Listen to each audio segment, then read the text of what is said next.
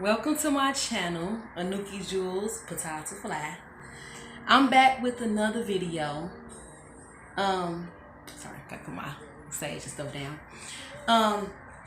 Today is my mother's birthday. It's August 21st, and my mother transcended when I was 10. So when I posted the videos I did yesterday, like I said, I'm still fresh and new, so it kind of made me think about like why I'm doing this channel. And this is, by the way, this would be a story time.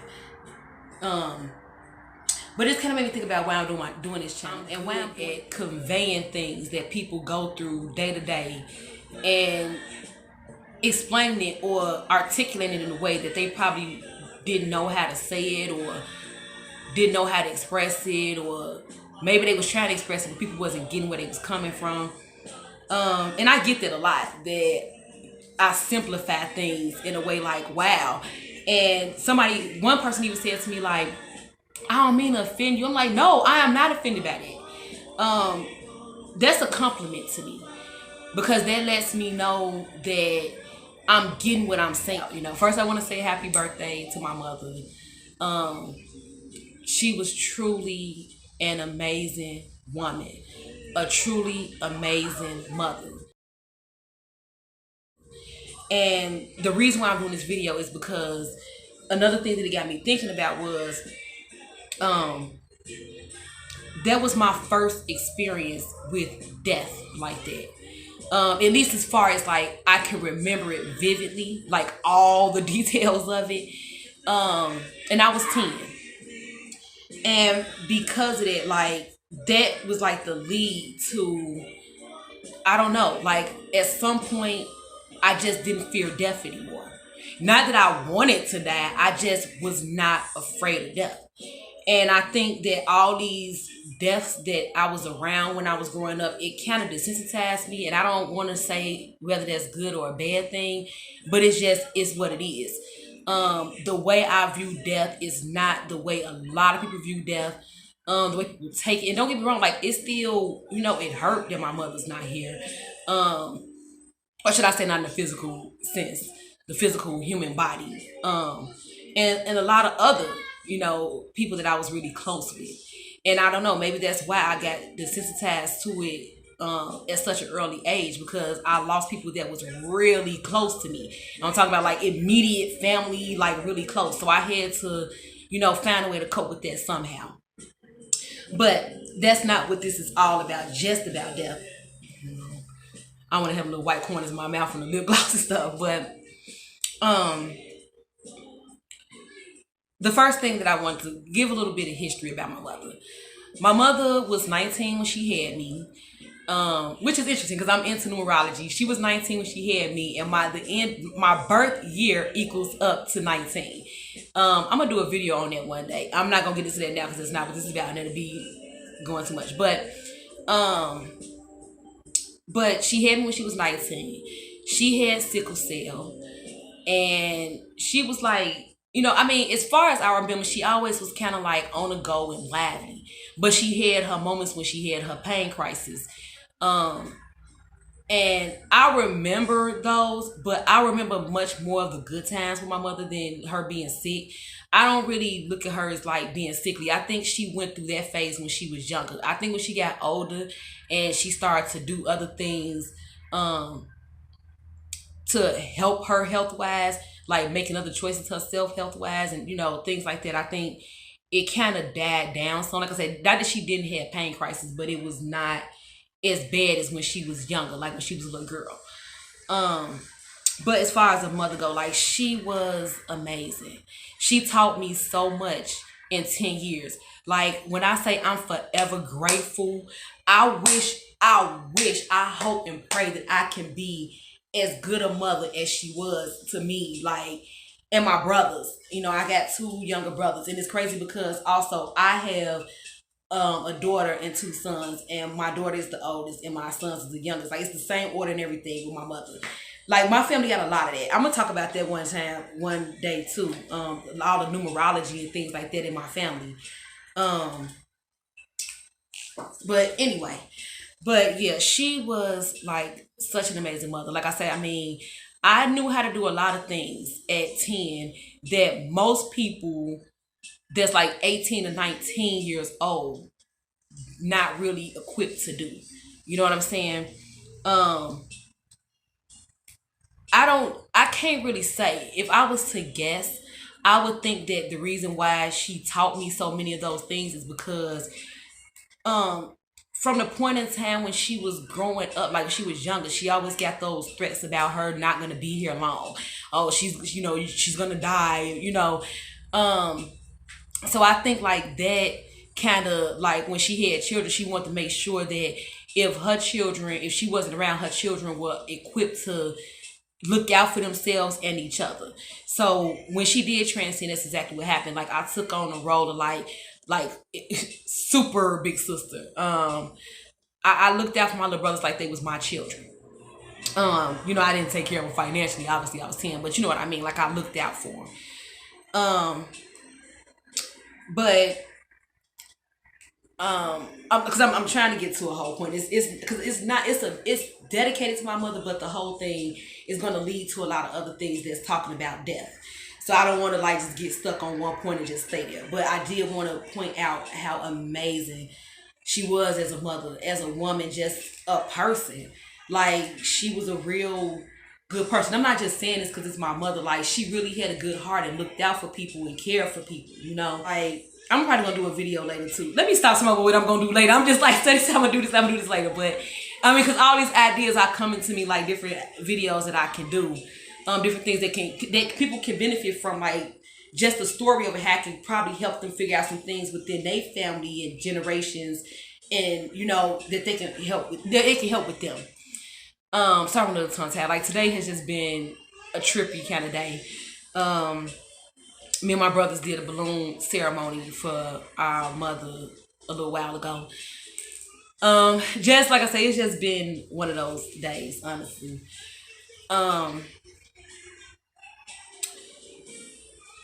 What ends up happening was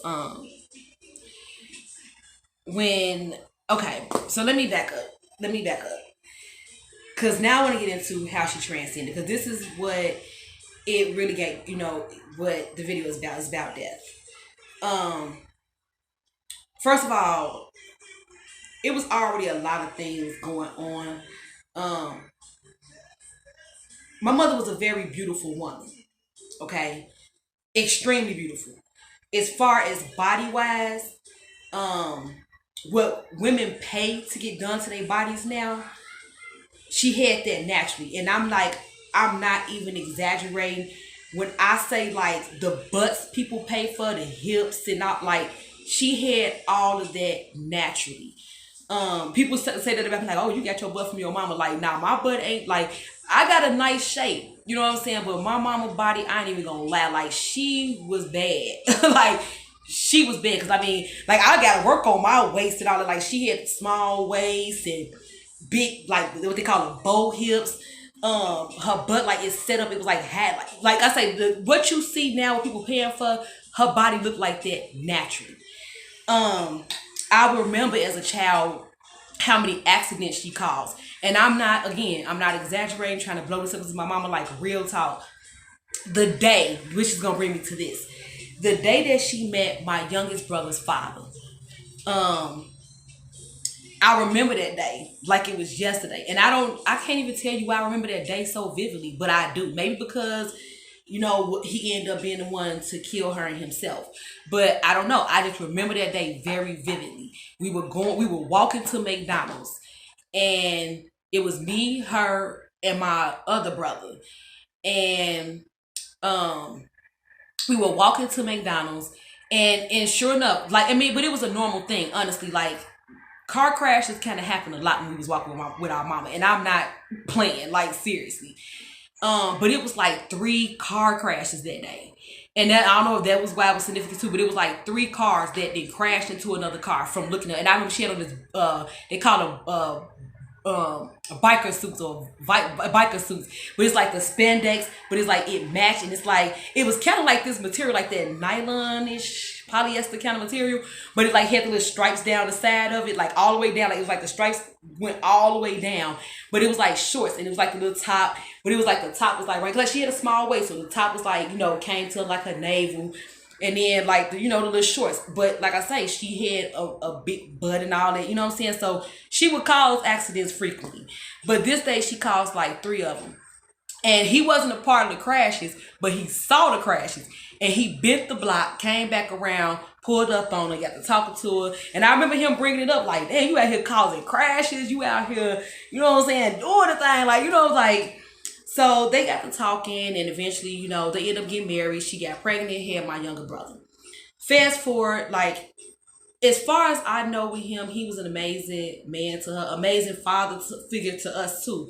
I have no complaints with how he was. He treated us very well. They didn't argue in front of us or nothing. So whatever marital issues they was having, we was not aware of it because they did not make us aware of it.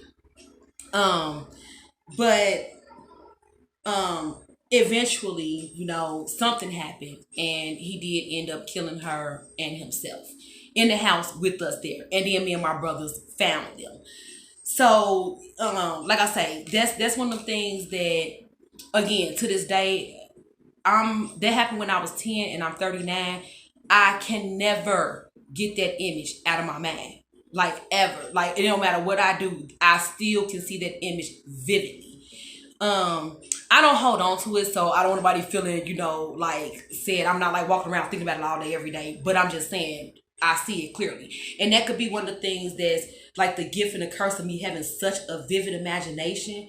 Like, and I tell people this all the time, like, don't send me certain things. I don't need to see certain things because certain things stick. And on top of me having a vivid imagination, I manifest things quickly. So I'm seeing things and then I attach certain I'm really emotional. So I attach all that to it. Like, I manifest things in my life. And that's why, like, don't show me certain things. I don't want to see certain things. I don't want to be involved with certain things. Excuse me. But nevertheless, when she transcended,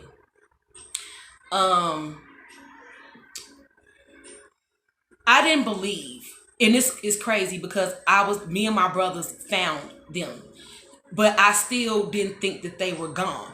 I mean, it's a surreal thing when you tend to see, like, you know that, like, the essence of her is gone, but this physical body is still right here. And it's like a part of me felt like she was gonna get up, like he was gonna get up, and I'm like, oh, he gonna come after us, like he didn't get us on that, you know. I had a lot. I was 10, okay, so there was a lot of things going through my mind.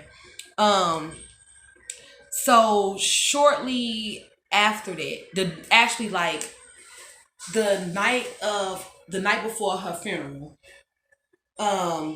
this man came to me, and I didn't know who the man was because I was, I already had certain feelings. I felt like it was my father's, my brother's father, but I knew, like, I don't know, I knew it wasn't him. First of all, the person was way bigger than him, but I was scared. I ain't gonna lie, I was terrified.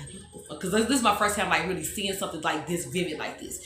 But I woke my grandmother up because my grandma was bad about it. You know what I'm saying? Like, for real. I'm going to do a video about her, hard walking Annie. Oh, and both my grandmother's names Ann. Now that I think about it. Well, not that I think about it, but when I mention it. But, yeah, they call her hard walking Annie. She ain't take no shit. Like, she was kind as hell. Everybody loved her, but don't play with her. You know what I'm saying? And I know she kept them pow. So I was like, hey, grandma, you know what I'm saying?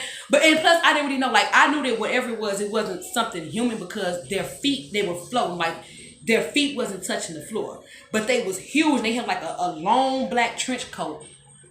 And, like, their head was above the door. Like, I could only see from, like, their neck down.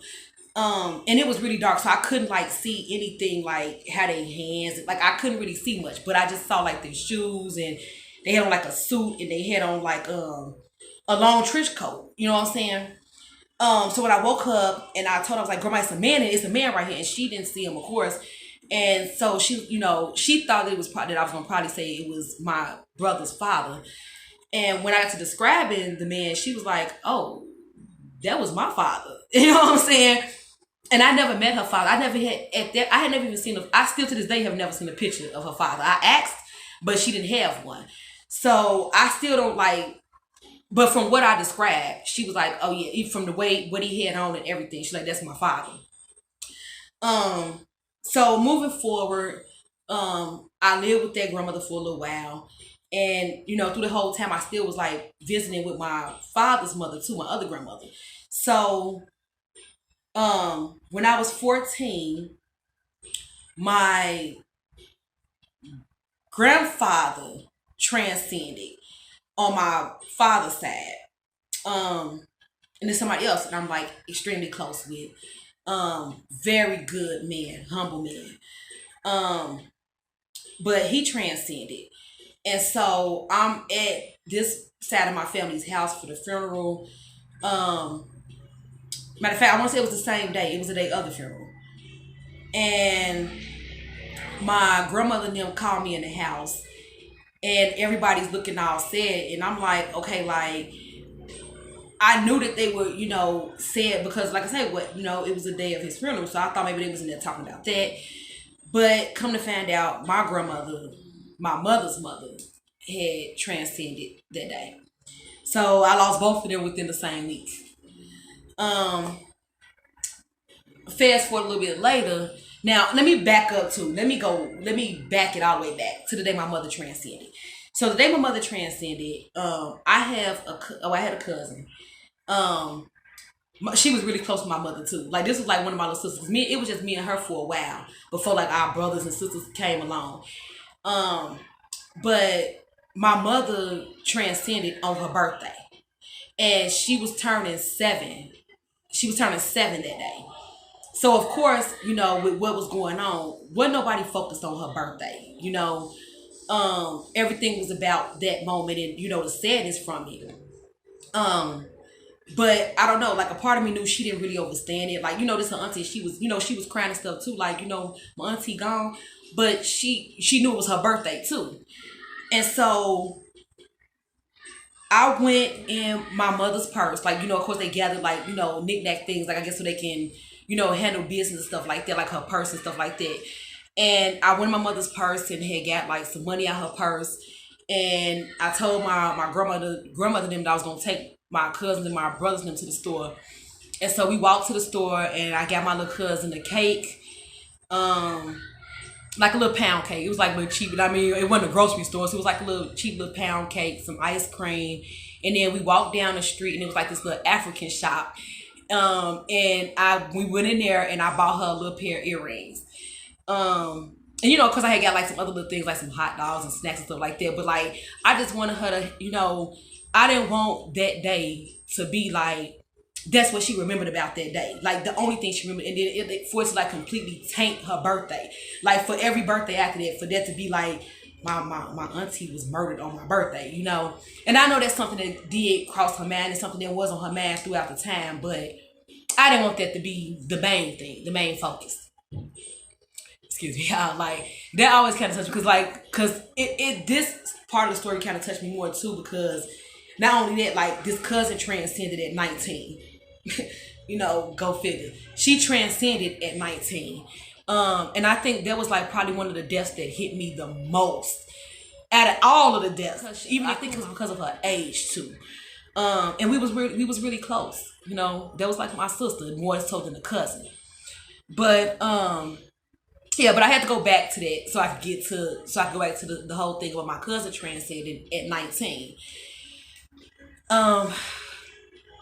So this is just, and then when she transcended, the same week that she transcended, an ex-boyfriend of mine transcended, and he had just came back to the city to visit, and we hadn't talked to each other, seen each other in like so long, and we had kicked in and had a good time, and he transcended in his sleep. So, like I said, I mean, and I'm giving you a little bit of a background about this so you can get where I'm getting to the whole death thing. Now, back up to that ex that I was speaking on. So the ex, he was the one who really kind of brought to my attention. I think it was because it kind of fucked him up a little bit how I reacted. And anyway, so I'm just gonna tell you what happened. So me and him, one of his friends in a suburban. We kicking it, West Side Chicago. It was It was a driver and a passenger. Not two drivers. It was a driver and a passenger, and we was in the back. Well, in the middle row, and we kicking it, doing our thing, and two guys started to walk toward us, and so they were like, it was on some Debo shit. Like these dudes were like stick up dudes, pretty much. So they like, oh man, put y'all stuff up, like here they come. And I had on a chain, like I had a chain, and I'm a Taurus, and the chain, it was like a gold chain with a Taurus charm. And my ex was like, man, put your chain up. And I'm like, no, you know what I'm saying? like no, and it wasn't like I was on some tough guy shit, but like I never really had a fear of people like that. You know what I'm saying? So I'm like, no, but he tucked it in my shirt anyway, and I'm whatever. So the guys walked up and they was talking to the ones in the front first. And they asked them something. They asked my ex in the gas station. I don't know what they said. I don't remember. But they asked them something. And I don't remember what they said. I don't think they answered. It was something that they didn't say or they said wrong. Something to that effect. Whatever it was, they wasn't too pleased with the answer. And so they started to move around to the back. So when they opened up the door, like they pulled out their gun and they went to go like point, and when they did that, like my ex, like, so they was on this side, I'm on this side, I'm over here. So they was on their side, and it was like me, my ex, and then the guy. So when they pulled the gun, like they both was like all up on me, like, you know what I'm saying? And I never moved. Like I just straight up looked at them, like I didn't flinch or nothing. I just looked at them. And I don't know, it wasn't like a me freezing thing. It was just like right. First of all, they had like little 22s. And it's not like, let me not say it like that. Like 22s ain't nothing. But let me just back up and go back to what I said about my grandma, hard walking Annie. She had many guns. I was around guns. My uncles, all of my uncles on both sides, military. So I've been around guns. I was taught how to shoot guns at an early age. Not just that, how to fight. I'm talking about like fight at an early age. Pressure points, all that at an early age. So that's why I say, like, as far as like human things, like it just, that never really, got me like that. Like me being afraid of somebody whooping my ass. Like my grandma said, you got to bring ass to get one. So I never really worried about that. But anyway, so when I did that, like I didn't flinch, like it kind of took them back. You know what I'm saying? So the brother, they stepped back like, whoa. You know what I'm saying? Like what the fuck? Like shorty strap? Like, well, she ain't even flinch. And so they like, messing with them like, oh man, like she got more heart than y'all and woo wop, this, that, and the third. And you know what I'm saying? And like they really just don't know. It was just, I didn't realize it until after the fact when me and my ex was talking about it, like how desensitized I was to that type of energy. Like it didn't scare me at all. You know what I'm saying? So after the whole little situation, we got back to the house. Like he was like drilling me, and I think it was his ego was a little bit shot. Like, you know what I'm saying? Like, hold on, like why you didn't flinch? Like why you know what I'm saying? But also, so like I said, I mean, at that point I had lived kind of, outside of that. I kind of lived kind of a thug life a little bit. So.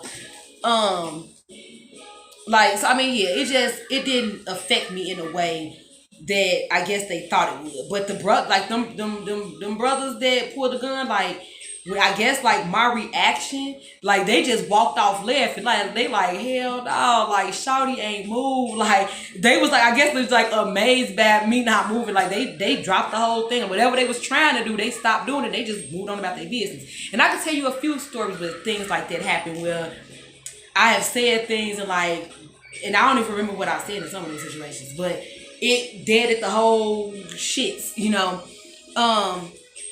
but whatever the case may be. So that was like when I first realized like that I had some, like I was kind of desensitized to death.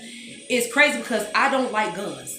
Like I know how to shoot. Like I said, I was taught how to shoot. Like not the stuff people. I mean, like really like how to breathe, all that. And so like I mean, but I don't like guns. I like knives. I like swords. You know what I'm saying? But I don't like guns. I love knives and swords, actually. Love them.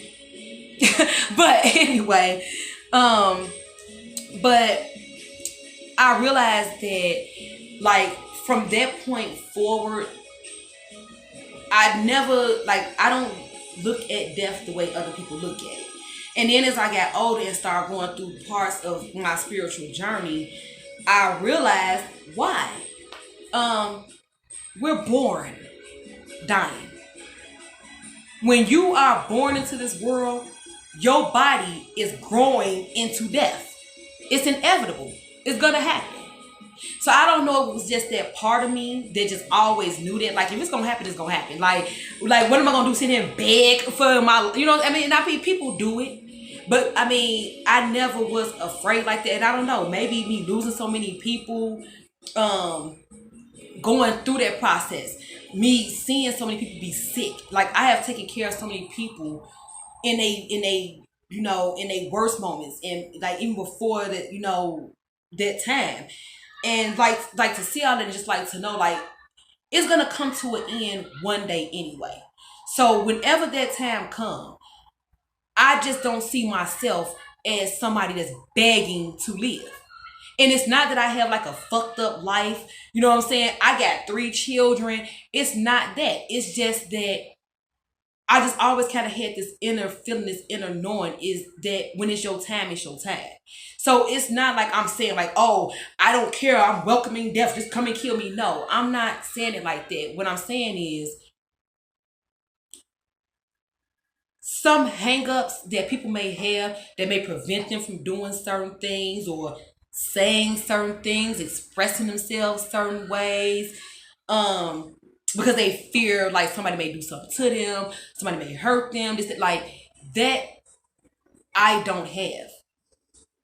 I absolutely don't have it.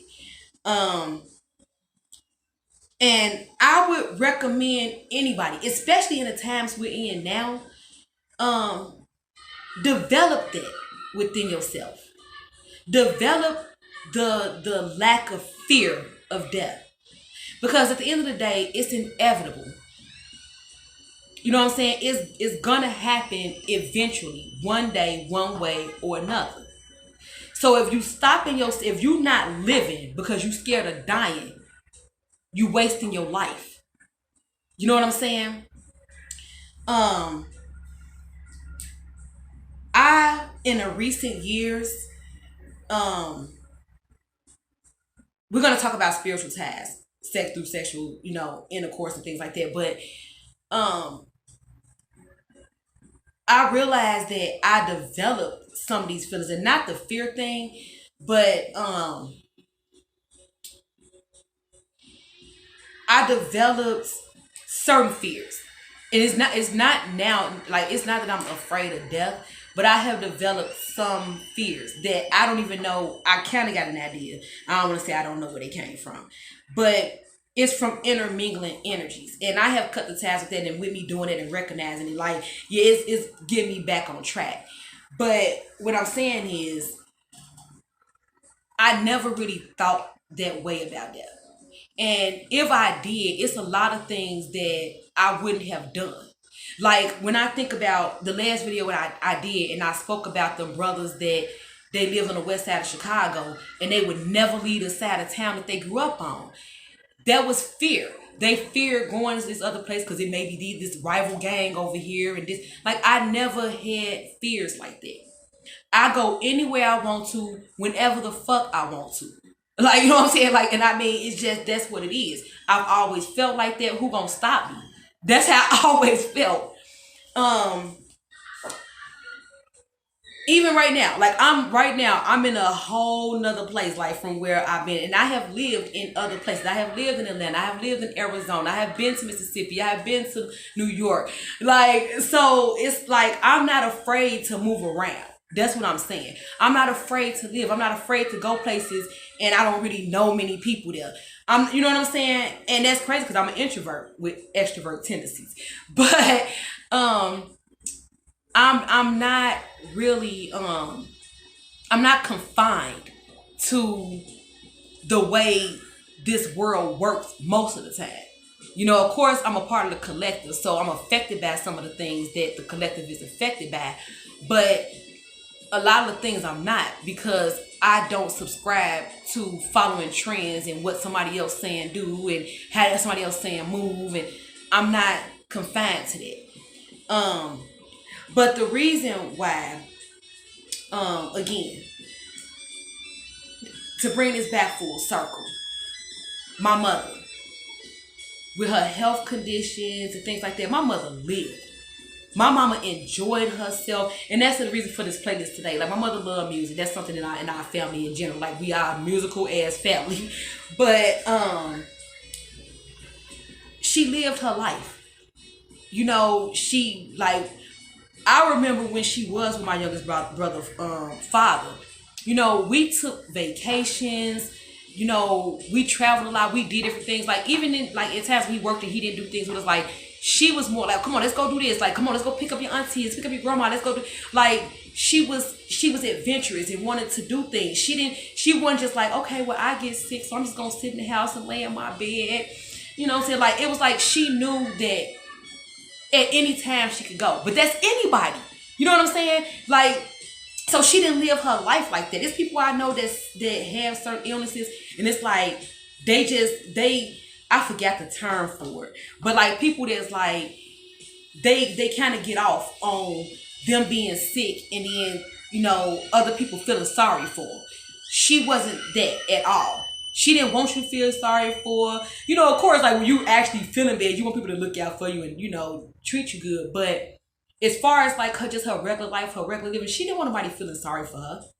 She didn't want you to be like, oh, well, you guys, like, hell no. Let's go. You know what I'm saying? Like, she danced.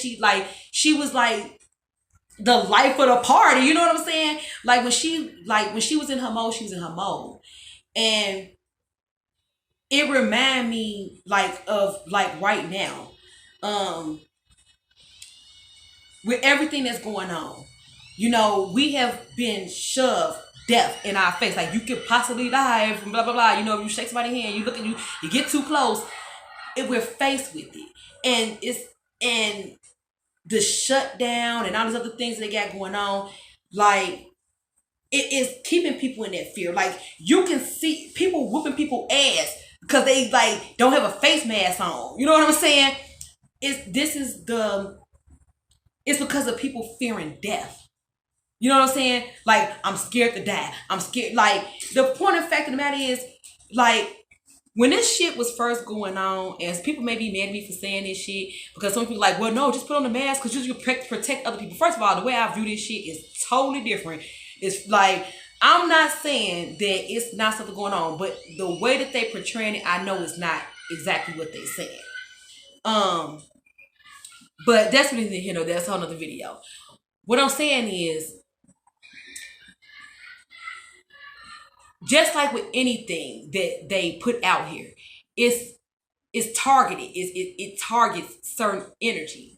And from what I have seen, the energy that it targets the most is those who fear it the most. Fear is the disease. If my mother would have said, well, I got this disease, this illness, this sickness, and I don't want to do anything that's gonna make me have a pain crisis. Because that's what they would say, like, when you got sickle cell, like, oh, you have pain. If you do certain things, you have a pain crisis. I think when she became an adult, this is probably why she probably had less pain crises as an adult. Because she started to live and not fear that death shit. When she was younger, when my mother was first born, they told my grandma she had 1 year to live. When she lived past that 1 year, they told my grandma she had 7 years to live. When she wouldn't live past 7. When she hit 7, they said 13. When she hit 13, they said 18. It was what they was trying to do was pump that fear into her, so that she would basically kill herself. So she would sit there and be just in fear, wait on the moment that she gonna die. And she never gave into that shit. My mama was a Leo. You know what I'm saying? She wasn't giving into that shit. You know what I'm saying? And And that's my ascendant too, by the way. But she wasn't giving in to that. And I feel like when she became older and able to take it more into her own hands, like meaning she can go where she want to go, she can do the things that made her feel good, that kept her energy up, kept her positive and happy, she did those things. And the more she did those things, the less she had crises and she was in the hospital and she's sick. That's what I'm saying. Like, your fear of death is what's killing you. Not like you gon' like death is inevitable. Like, I mean, what you think when you born, like you gonna be in this physical vessel. And first of all, let's be clear about something. You don't really die. The physical form goes back into the earth and replenishes, and it's a fucking cycle. You know what I'm saying? But as far as your energy, your spiritual soul, it does not die. You don't die. Now, I'm not saying that you like to experience a physical death, that it may or may not be painful. But is that something to fear? You go through pain every day while you living. I mean, I ain't say every day, but you go through pain while you living. You go through things that hurt while you living. So if death if at the end of it you go through a little bit of pain, but that's the last pain you're gonna feel, like, I mean, and I don't mean it like to sound so like I'm disregarding that, you know, people are really feeling this way and really are afraid of it. I don't mean to sound that way. It's just, I want y'all to get that literally you're fearing something that you have no control over. So why not just live your life?